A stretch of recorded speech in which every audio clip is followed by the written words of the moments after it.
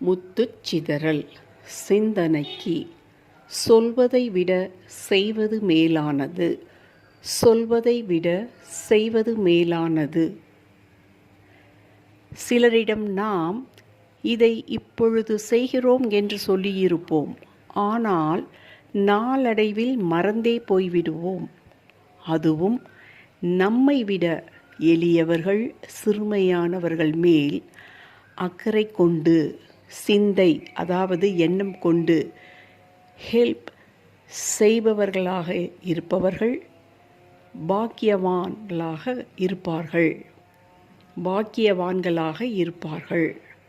சிலர் சொல்வார்கள், நான் சொல்ல மாட்டேன், செய்வேன் என்பார்கள், செய்தும் காட்டுவார்கள். அவ்வாறு இருக்க வேண்டும்.